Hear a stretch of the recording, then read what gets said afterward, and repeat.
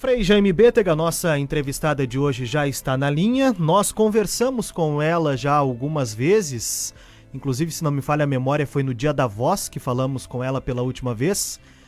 Sim, ainda ela foi entrevistada aqui. Ainda como jornalista, né? Hoje ela é vereadora na nossa Caxias do Sul, inclusive já está cedinho no gabinete.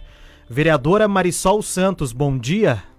Oi, Daniel, muito bom dia para ti, bom dia para o Frei Jaime. Bom dia, Marisol. Bom dia para todos que nos ouvem pela tua rádio, nesse programa que a gente gosta tanto, a tranquilidade das nossas manhãs e Conectando Esperança. Bom dia para todos vocês. Obrigado. Daniela não tem problema de levantar cedo, porque ela Por muitos acostumada, anos. né? Muitos anos ela tinha que deitar cedo à noite.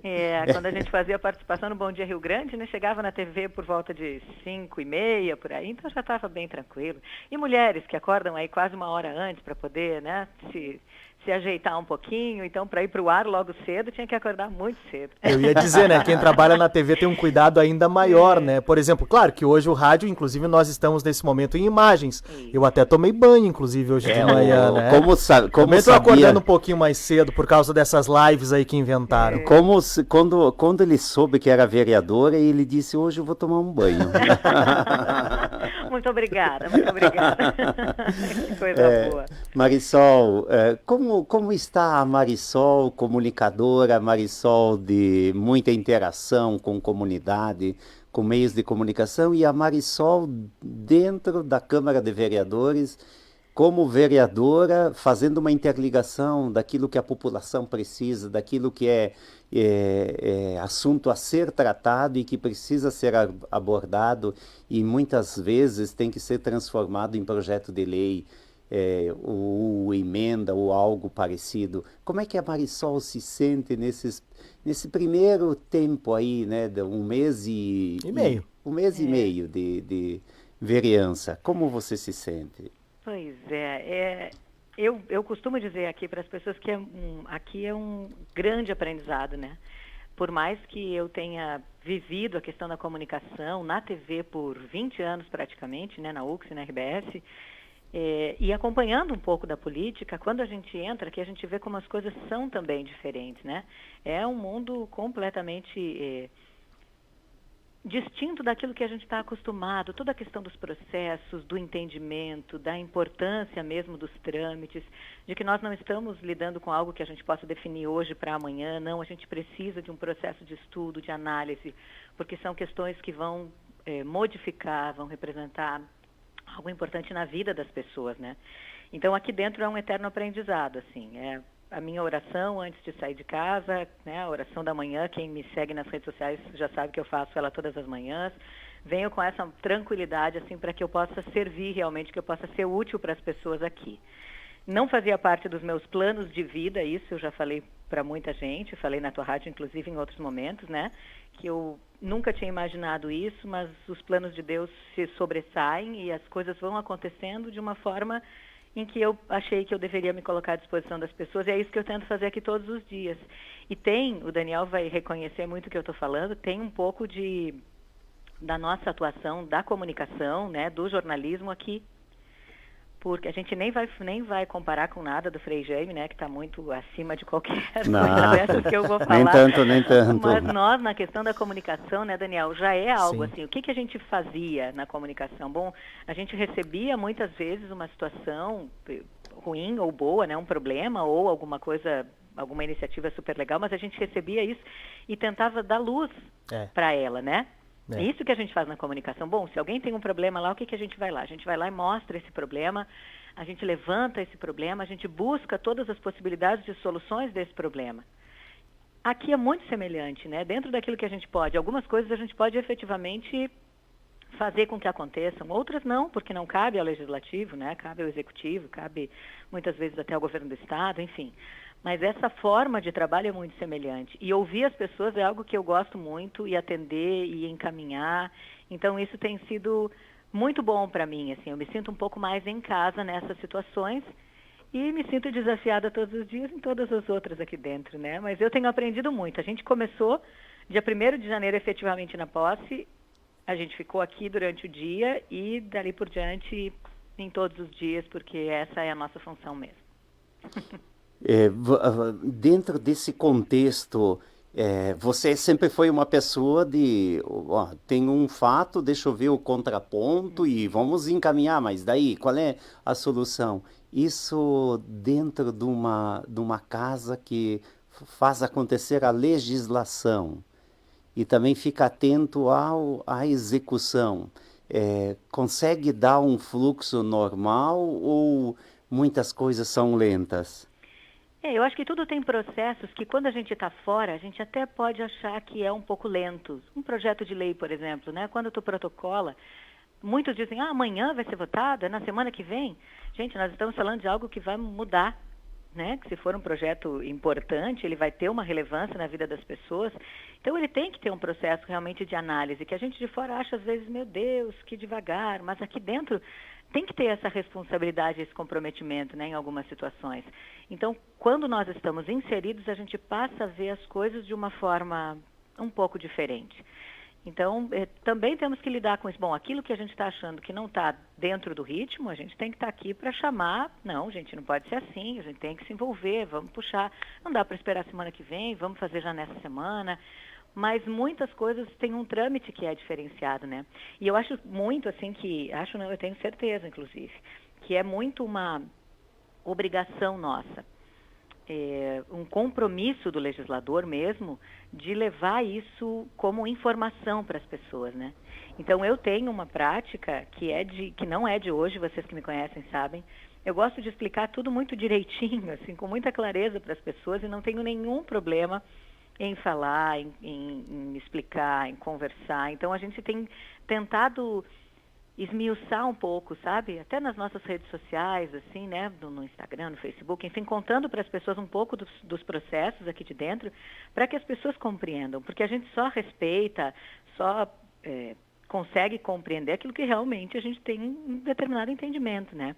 Então, eu acredito que é um compromisso também do legislador esse, de estar à disposição e de fazer isso que o nosso querido Frei Jaime ontem falou aqui para todos nós, até foi reproduzido o vídeo aqui ao longo da sessão, que é justamente o tema, né, da campanha da fraternidade, que convida as pessoas para o diálogo. Eu acho que isso é essencial, isso é básico. Então é algo que eu tento fazer muito, o diálogo como essa ferramenta para que a gente chegue ao que a gente espera, que é a paz e a compreensão das questões, e a empatia e tudo mais. E eu queria te cumprimentar, Marisol, justamente por permitir que não apenas os teus eleitores, mas também que a comunidade pudesse ter essa visão, essas explicações, essas trocas a partir dos bastidores da Câmara de Vereadores. E você faz isso usando as redes sociais e faz de uma forma muito bonita, muito bonita. Então, parabéns também por isso. Eu acho que nós, num mundo que está em movimento, a comunicação ela pode facilitar novos caminhos também. Sem dúvida. E a gente tem essa compreensão, né, de que é só a partir disso, né, dessa nossa forma de falar com clareza para as pessoas.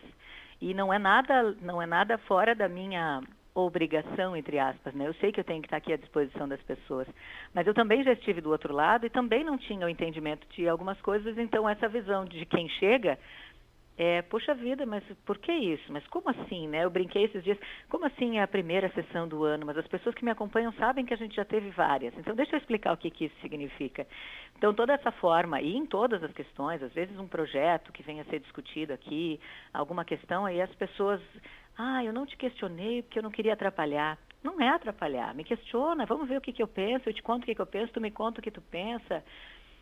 A gente tem que ter a tranquilidade, né, de lidar com isso de uma forma a entender que as pessoas terão opiniões divergentes, diferentes, mas que o respeito tem que estar acima de tudo e a compreensão mesmo de lados, como a gente faz no jornalismo sempre, né? Que o senhor falou muito bem aí, da questão do contraponto. Vamos entender todos os lados, a partir daí decidir. Porque quando nós estamos aqui, Frei Jaime e Daniel, a gente não tem a opção de não fazer escolhas.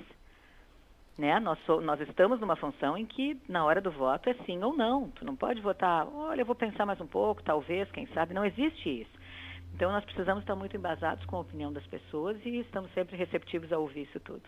Que bacana. E falando nisso, a Marisol, que já transitou por sala de aula, corredores de escola, né, que trabalhou como professora, está propondo também algo que chama atenção e que é um ponto que nem sempre se trata, nem sempre é abordado. Nós, às vezes, passamos desapercebido com aquilo que se chama diferente. Diferente como processo, diferente como existência, como manifestação humana. Conta para nós essa questão que você está propondo e convocando a um olhar para dentro da sala de aula e dentro das salas de aula aquelas situações específicas. Conta para nós um pouquinho. Vamos lá, então só para contextualizar, quando a gente entrou aqui, né, quando eu estava ainda em campanha, eu falava muito para as pessoas que a minha ideia era assim, eu acho que a função do vereador, sim, uma delas é legislar, uma delas é criar leis, mas que talvez a gente devesse pensar com um pouco mais de responsabilidade em relação a isso, uma vez que é um município que tem mais de 9.000 leis e poucas são efetivas, né? Então, talvez não fosse, a atuação de um vereador não pode ser medida por quantos projetos de lei, sim, pela qualidade daquilo que ele trouxer aqui à casa. Então, eu tinha uma certeza de que eu só protocolaria algum projeto quando ele chegasse a mim por uma demanda da comunidade. E aí, logo no começo do mandato, ainda em janeiro, ele chegou e veio aqui para o gabinete através de um grupo que se intitula Mães que Lutam. E entre essas mães, então, a Aline, a Cirlei e a Tassiana. Elas são mães de crianças com altas habilidades de superdotação, crianças já diagnosticadas. E aí, quando a gente ouve isso, talvez quem não tenha assim, um conhecimento mais profundo vai dizer, puxa vida, mas se são crianças super inteligentes, por que elas precisam de ajuda? E a resposta é muito simples, né? Porque elas são crianças com necessidades especiais e elas precisam de atendimento. E o que as mães relataram aqui, que realmente é algo que me emocionou muito, assim, que elas sofrem com as crianças, que as famílias sofrem com as crianças, porque elas vão para as escolas, elas não estão diagnosticadas assim, e elas encontram, às vezes, por muitas vezes, um ambiente que não agrada, que não interessa, porque elas já têm algo que é nato, né? Elas já têm um conhecimento muito mais avançado sobre determinadas questões. E aí são crianças que não são diagnosticadas, que acabam se tornando muitas vezes na sala um aluno problema, porque ele chega lá e ele tem um exemplo, né, de uma mãe que diz, poxa vida, ele sabe escrever com letra cursiva, né? Essa letra desenhadinha, bonitinha.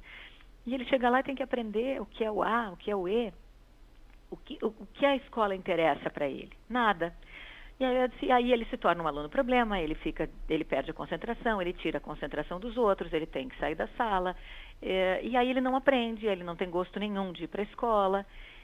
Ele começa a pensar isso tudo assim, o que a gente está fazendo com essas crianças, e que não são poucas. Segundo a Organização Mundial da Saúde, de 3,5% a 5% da população tem altas habilidades de superdotação. É um número muito alto. E o diagnóstico no município, só para a gente ter uma ideia, hoje, e olha, eu estou falando da rede municipal, que eu preciso dizer aqui para vocês, que me orgulha muito, inclusive, já tem várias iniciativas importantes nessa questão de identificação e de atendimento. Tem vários professores muito comprometidos, tem os espaços específicos de atendimento educacional especializado, né, o AEE, que já trabalha muito com isso, mas ainda precisa ser ampliado bastante. Mas aí, o que acontece com essas crianças? Né? Uma dificuldade de se entender na escola.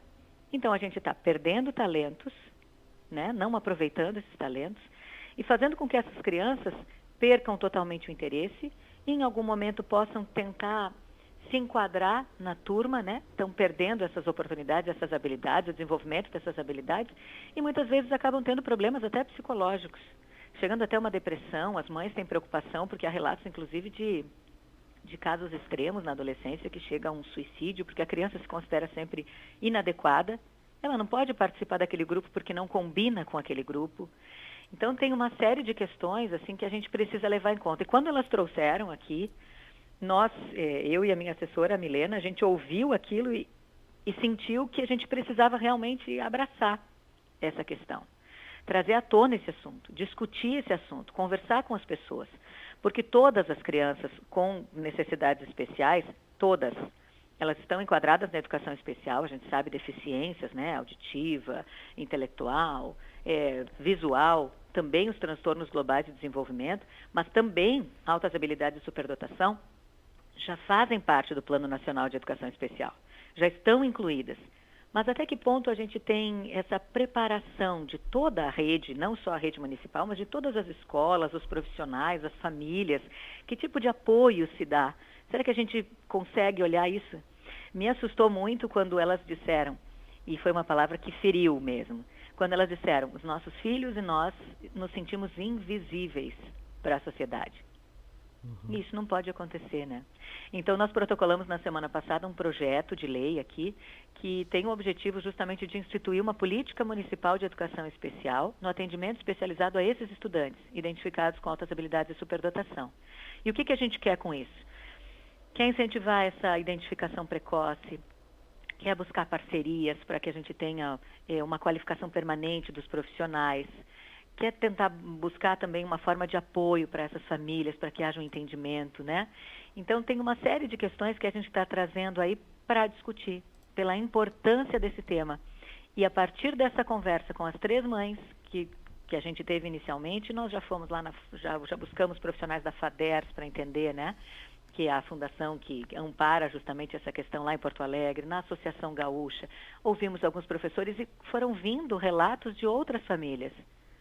Ontem mesmo a gente apresentou esse projeto aqui na sessão e a partir dele algumas pessoas já disseram, puxa, que legal que você está falando sobre isso, meu filho tem um diagnóstico ainda muito simples, porque aqui a gente ainda não tem uma facilidade tão grande, né, de profissionais que estejam preparados com equipes multidisciplinares, mas que importante esse olhar diferente. Então, essa é a nossa intenção sempre, né, é poder ajudar e não da nossa cabeça, mas do que a gente entende, do que vem da sociedade para a gente como necessidade.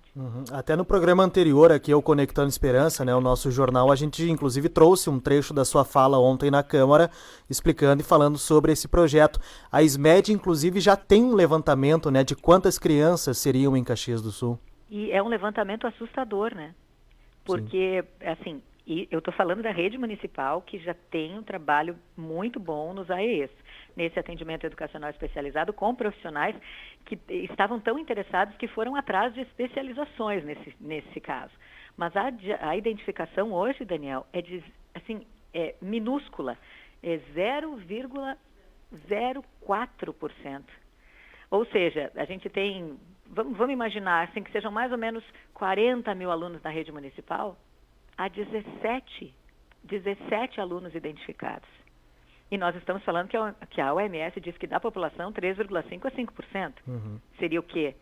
Um número muito maior, seriam pelo menos, sei lá, umas 2 mil crianças. Então, isso significa que o nosso índice aqui é pequenininho? Com certeza não, né?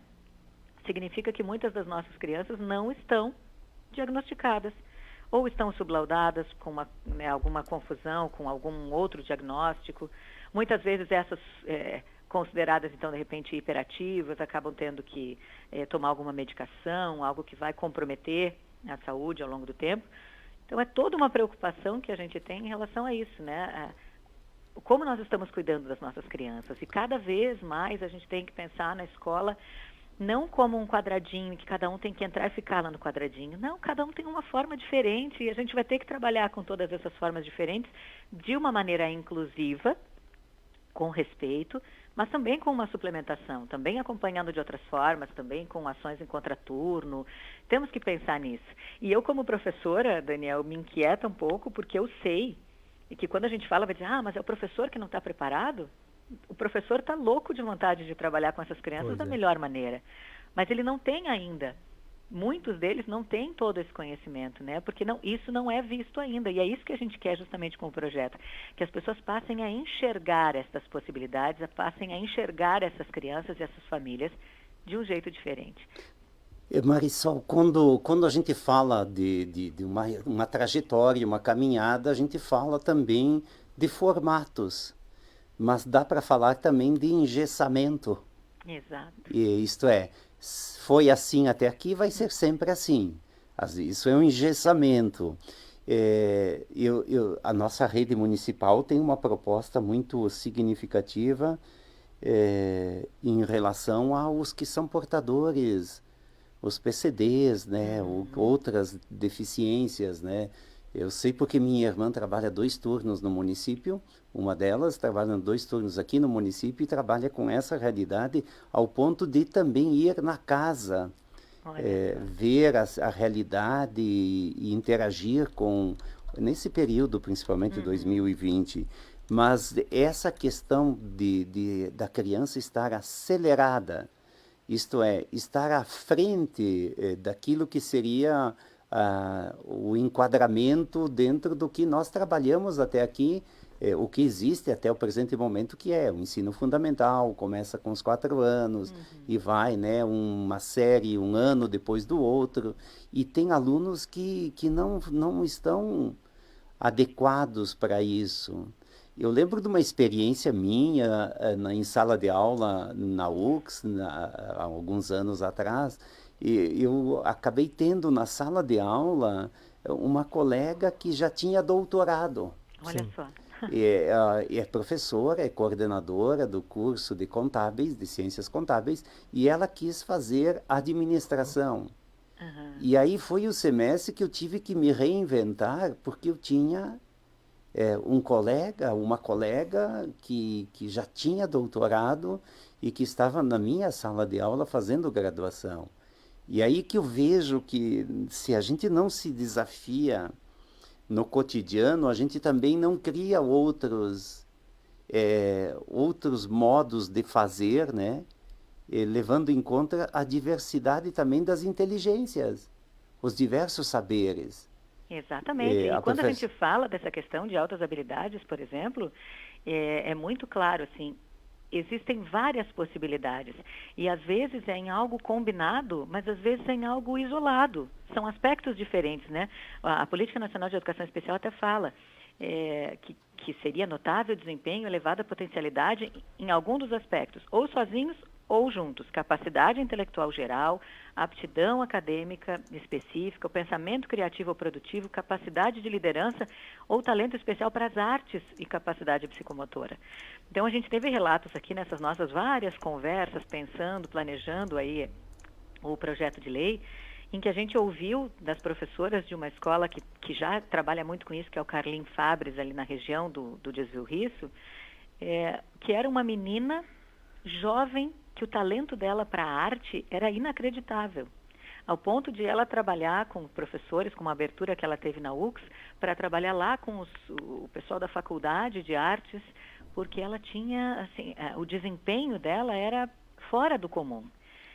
Só que aí, tudo isso que a gente fala, né? A gente tem que pensar em não nivelar na média. Às vezes a gente pensa em ficar, né? Não, vamos fazer não, todos têm que estar nesse mesmo ritmo de trabalho, todos que têm que estar aqui, não pode estar nem muito acima, nem muito abaixo, a gente tem que chegar aqui. Não, a gente tem que trabalhar individualmente, cada um tem o seu ritmo. Claro que é muito mais difícil na sala de aula, é muito mais difícil na família. Imagina para uma família que tem 2 filhos, né? Cada um está num ritmo e a gente sabe que é assim que acontece, já não é fácil. Mas a gente precisa pensar nisso, precisa se preparar para isso, para trabalhar com isso, porque a gente tem que pensar até lá, a longo prazo. São pessoas que vão mudar a nossa sociedade de uma maneira ainda mais eficaz, né? Daí sairão pesquisadores, sairão cientistas, sairão artistas incríveis. vereadores. Que venham com muita vontade de trabalhar. É isso, né? São pessoas assim com capacidade de liderança incrível, sim, serão presidentes, quem sabe, né? Então, de que forma a gente está incentivando ou será que a gente está tolhendo? Será que a gente está cortando essas possibilidades, né? E para as famílias me incomoda um pouco também pensar o quanto eles sofrem. Porque eles acabam sendo vistos assim, não, mas é a mãe e o pai. Eles acham que o filho né, eles estão enxergando diferente porque são os pais. E eles estão sofrendo por isso, né? Ou são filhos, tem relatos assim da Cirlei, por exemplo, que é a mãe do Marco Antônio, e a Cirlei diz, eu na escola chegaram a me perguntar, hoje ele tem 11 anos, chegaram a me perguntar se ele não tinha brinquedo em casa, porque ele não brincava, que ele queria ser só um adulto, ele gostava de ser o ajudante de tudo. Mas é complicado para uma criança que tem um corpo de criança ter um pensamento assim. Então, como lidar com isso tudo, né? Quanto de apoio tem que trazer para as famílias e para as crianças, né? O Marco, a mãe conta que ele já criou aí conseguiu ligar a impressora com comando de voz, ele cria coisas incríveis, ele tem uma facilidade de que quando muito pequeno ainda, ele olhou o liquidificador que não funcionava ou queria entender o liquidificador, ele abriu inteiro, desmontou todas as peças, montou tudo de novo. Então, são questões assim que a gente está vendo que são diferentes, né? E que o diferente precisa ser tratado com um olhar diferente, não pode ser tratado com o mesmo olhar que a gente tem para a média, para o geral. E por muitas vezes daí o pensamento comum é, nossa, que privilegiado, né? Tem um cérebro super desenvolvido, mas ninguém lembra do outro lado, né? O quanto sofre também, né? Por ter uma alta habilidade mesmo com uma baixa idade. Até porque não é em tudo, né, Daniel? Porque aí se ele tem numa área, por exemplo, nas outras não. Então a lei prevê a possibilidade de, como o Frei Jaime estava dizendo, de uma aceleração, de passar para alguns anos, né, acima, assim, nesse caso tem. Mas se é em um tipo de habilidade, mas não é em outros. E a questão da própria socialização também não é tão simples. Então, precisa sim ser olhado com uma maneira especial, né? Não são privilegiados, não. Eles são crianças diferentes, que precisam ser vistas assim. E quais os próximos passos agora, até para explicar, né, para a população que não conhece um trâmite aí, a burocracia dentro da Câmara, né? Você protocolou essa matéria e daqui em diante, quais são o processo? Como é que é o processo? Ela tramita pelas comissões aqui na casa, né? Ela já está, nesse momento, a proposta, na CCJL, Comissão de Constituição, Justiça e Legislação. Então, esse primeiro momento se faz uma avaliação. As comissões são formadas, sempre tem um assessor, algumas têm assessores técnicos, mas são formadas por vereadores. E eles analisam todos os projetos que chegam, e todos os projetos passam por essa comissão, que faz uma análise se é constitucional ou não. Se fere de alguma maneira a Constituição, ele já é barrado por aí. Se não, ele passa para as comissões que a gente chama de mérito, porque essa primeira não avalia se o projeto é interessante ou não, ela avalia se ele é constitucional ou não. E a partir daí tem outros trâmites com outros prazos, né, que são prazos diferentes na casa, que são as comissões de mérito. Então, esse é um projeto, por exemplo, que a gente já tem certeza que vai para a Comissão de Educação. E lá na Comissão de Educação ele passa de novo por toda essa análise. E aí alguém pode questionar, como a gente falou no começo, puxa, mas é um trâmite, né? Gente, ele é um trâmite importante porque é uma lei, né? A gente quer dar legitimamente essa força para que ela seja uma lei efetiva, para que ela realmente entre em vigor, com todas essas sugestões, né? Para que o município possa buscar toda essa questão da qualificação, da preocupação, da identificação. Então, ela tem ainda alguns passos. A gente imagina sempre, Daniel, eu também sou nova na casa, mas a gente imagina que seja um trâmite de alguns meses para uma análise mais profunda ainda. Mas ao longo disso a gente vai trabalhando, né? Claro, vai levantar essa bandeira, vai discutir, vamos fazer palestras, vamos buscar formas de reunir essas mães, pais, famílias, enfim, vamos conversando sobre o assunto. Olha só, eu ia dizer justamente isso. Pequenas experiências, né, elas vão depois ser multiplicadas. Nós precisamos também, além da parte legal, nós precisamos de educadores que se empolguem, mas também de mães, assim como surgiram essas mães que estejam lado a lado, façam parte de uma equipe e que construam uma experiência. Porque se nós esperarmos apenas que a lei aconteça para depois começar a ação, não, tem muitas coisas que elas vão acontecendo de uma forma concomitante, né? Sem dúvida, né? Se cada mãe, e a gente sabe que são muitas, né? Se cada mãe ficasse com isso guardadinho só para si, não teria chegado aqui, a gente já não... Então é um caminho mesmo, né?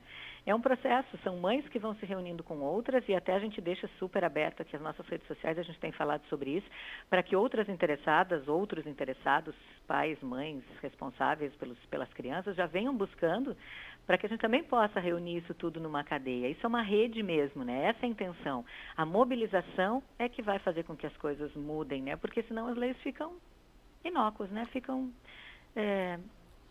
Nada vai acontecer porque não existe essa mobilização. Então, por isso, assim, a Aline, a Cirlei e a Tassiana, que foram as primeiras que trouxeram aqui, hoje a gente já conversou com a Fran, com o Tomás, já conversou com a Lisiane, são outras pessoas que vão surgindo e vão dizendo, opa, eu também quero, eu também tenho, eu também estou a fim de participar. As profs, a Valéria, a Gislaine, nós já conversamos com a secretária de Educação, com a Paula, que é a diretora-geral.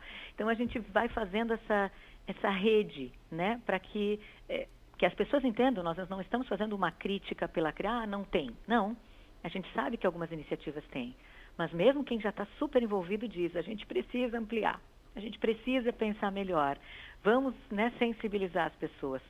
Porque ontem uma mãe, até num vídeo desses que a gente exibiu aqui ao longo da sessão ali no Grande Expediente, uma das mães, a Aline, que é a mãe do Arthur, ela comentou, gente, mas se a OMS fala de 3,5% a 5%, e a gente tem uma identificação tão pequena, onde é que estão os outros?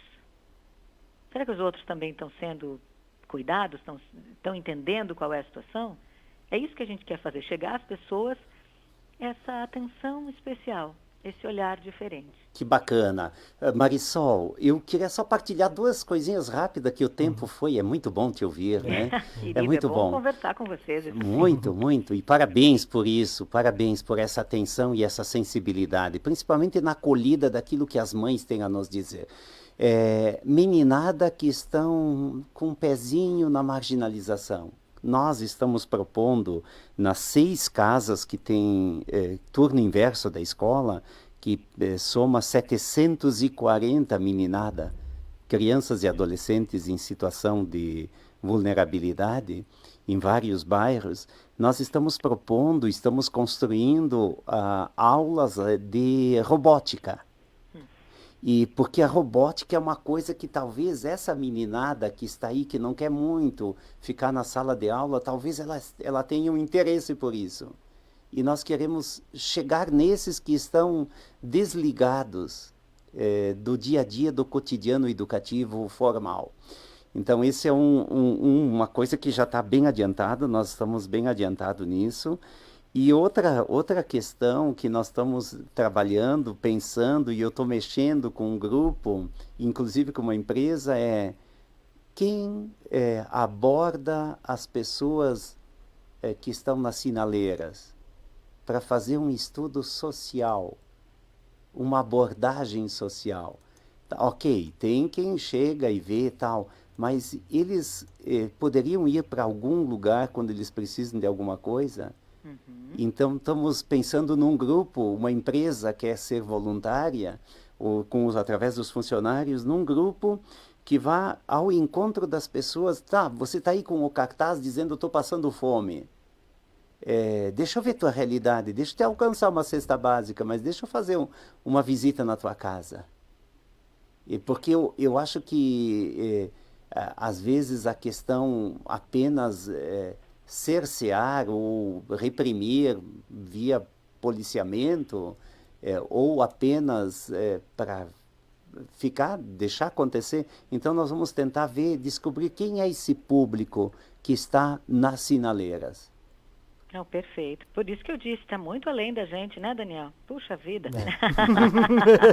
Por isso que eu disse. Agora, essa questão, sem dúvida, né, são 2 questões importantíssimas. A gente tem uma admiração incrível pelo trabalho do amigo Frei Jaime, né, e também de todos os envolvidos, todos os voluntários nesses projetos todos, que são incríveis.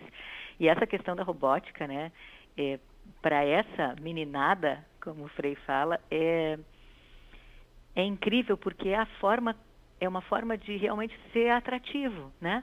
Tem um dos meninos ali que a gente viu, por exemplo, né, o Marco, nessa relação que a gente estava contando, o quanto ele é interessado nessas questões. Ele pode ser quase um ministrante de algumas dessas oficinas, de tanto entendimento que ele tem, né? Olha aí, ó. E aí, ele, por exemplo, a mãe disse, olha, sei lá, se ele tivesse uma tarde por semana, numa oportunidade de estar dentro de alguma empresa, ou de estar trabalhando com essa questão da robótica que ele gosta, ele seria muito mais feliz. Então, a gente buscar as crianças por aquilo que toca a elas, né? Sim. Com essa mudança mesmo de entendimento, de sair um pouquinho daquilo que sempre foi, como o senhor disse, daquilo que sempre foi desse mesmo jeitinho. Vamos pensar de um jeito diferente? O que hoje mais atrai? Então, vamos pensar se a gente consegue aprender com eles também nesse sentido, né? Não, é um projeto incrível mesmo. Que bacana. Vamos lá juntos. Marisol, muito, muito obrigado da minha parte, da parte do Daniel. Com certeza, inclusive diversos recados aqui na nossa live te parabenizando pela proposta, viu, Marisol? Inclusive algumas dessas mães, viu, parabenizando e agradecendo o espaço também. A Aline está aqui em conversa comigo aí, dando os parabéns também. Obrigado pela matéria e obrigado a você. Desejamos um bom dia, um bom final de semana e conte conosco também. Queridos, muito obrigada sempre, obrigada a todas as mães que trouxeram essa ideia. Contem sempre conosco para isso e, por favor, utilizem as nossas redes sociais. Marisol Santos tem no Facebook, tem no Instagram. Entrem em contato que a gente coloca vocês em contato com essas mães. A gente ainda vai trazer essa Associação Gaúcha para Caxias, a gente vai mobilizar cada vez mais. Eu nunca mais quero ouvir essa invisibilidade aí que eu ouvi que me machucou tanto. Obrigada, muito obrigada. Obrigado. Obrigado, Marisol um Santos, vereadora. Bom dia. Bom dia. Bom dia.